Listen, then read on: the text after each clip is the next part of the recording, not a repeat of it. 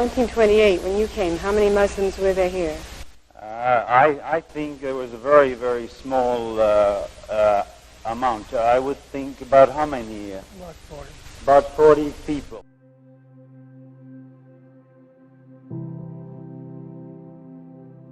Regip Assim was the first Muslim in Toronto that we know of, and slowly a community started to grow around him, including some of his own cousins and other people from the Albanian Muslim community who kind of gravitated to his presence here in Toronto.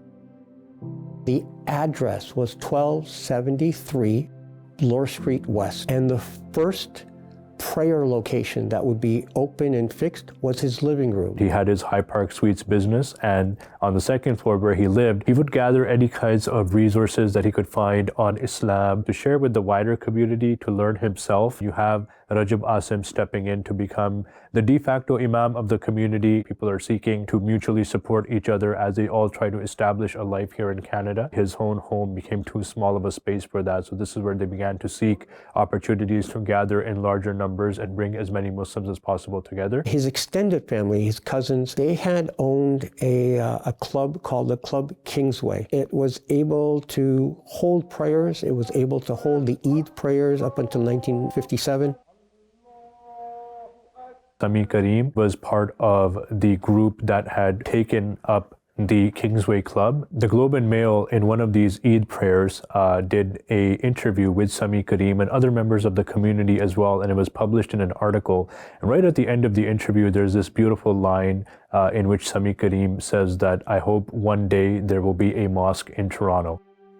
Sami Karim was most likely making a dua that he just repurposed in his interview. The very next year, Sami Karim would pass away. And so some of the people who did attend the funeral, who were students at the University of Toronto, they said that it would be amazing for Muslims to have a place to gather, to know about what's going on in this growing community. At that time, along Dundas Street west of Keele, in the Junction neighborhood, there was a concentration of Muslims. This becomes Toronto's first Muslim neighborhood. So it was a natural progression to look for a fixed building that they could purchase, and that was a leather shop at 3047 Dundas Street West. It's beautiful to me the fact that what began as a dua, that person himself did not live to see the fruit of that, but nevertheless, Sami Karim's dua perhaps was answered in the form of Toronto's very first masjid space in 1959.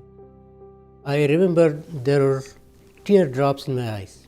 All said Allahu Akbar, and all bow down for ruku and sujood at one command. As a Muslim minority community in the West, they understood how to survive and keep their culture and deen and faith intact. So when they came here, they understood it's not the building, it's the congregation. From 1962 to 1968-69, the Dundas Street Mosque was the Islamic center.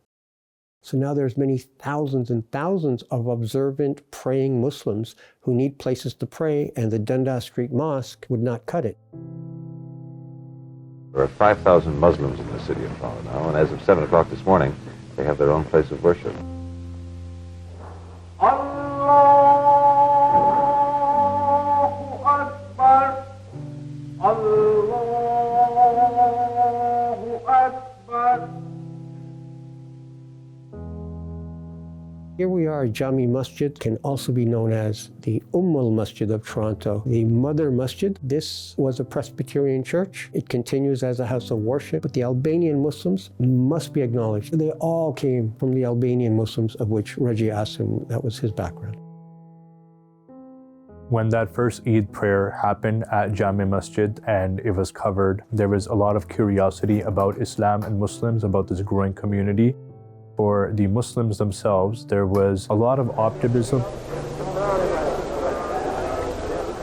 You see this elderly man walking around, right? And others are identifying him as like, this is the leader of our community. This is Regip Assim. What many people don't know is the story of how he was trying to shoo away pigeons who were nesting in a high window of Jami Masjid. He was on top of a ladder and he fell off the ladder, and that's actually what led to his injuries, and from that he passed away. And so right up to the very end of his life, he was serving the community, he was leading the community, but also stepping in to do anything that was required. He was ever God's servant. You need that first person, and you need that person to be confident. Even if you are an ummah of one person, do something. We need more Rajabs. Great day for you, isn't it? Happy Syed, never had happy, never felt so happy in all my life.